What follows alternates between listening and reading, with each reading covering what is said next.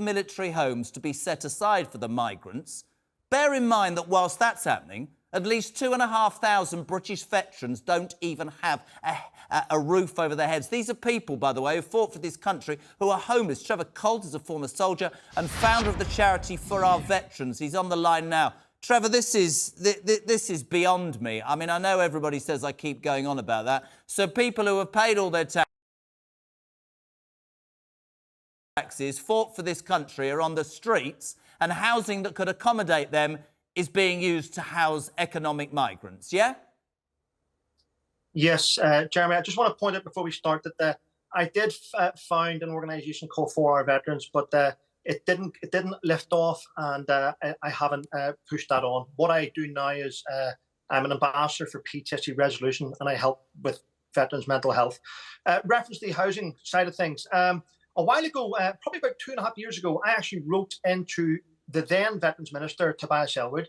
I had trouble getting through to them, and what I proposed and what the Veterans Committee proposed was to try and maybe get an old disused military site put up for veterans. Now, the sad thing is none of those empty military sites belong to the MOD anymore. The MOD sold them all off to private developers, and private developers sit on them for years.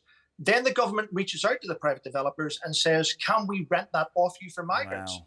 And then those private developers get hundreds of millions of pounds given to them for a site which they got off the MOD in the first place. And that's the one reason why we can't get veterans into disused military sites. Is it in your mind a fact that successive governments, but we'll talk about this Tory government, are putting foreign nationals above its own veterans, yes or no? Without a shadow of a doubt, Jeremy. I sent a letter, wrong, that's a lie. I sent an email into Mr. Mercer, who's under pressure. He's trying to do his best. And I sent it into the Prime Minister, Jeremy Hunt, a lot of them, and suggested that they could cut funds in certain areas. It would take £72 million a year to house all our homeless veterans. Now, £72 million a year isn't much whenever you think there's just under 6,000 homeless veterans, and those figures are from the Royal British Legion themselves. So there's just under 6,000 homeless veterans. Now, if you were to house them for a year, as I said, £72 million, yet we can't seem to find the funding for those veterans. However, we are wasting £300 million a month just to put people up in hotels, not just those that are fleeing persecution and war zones, as you mentioned, but those that are illegal immigrants and economic migrants. So I don't understand why we can't find the funds for that. Completely agree. Harjap, if I can bring you back in. Yeah.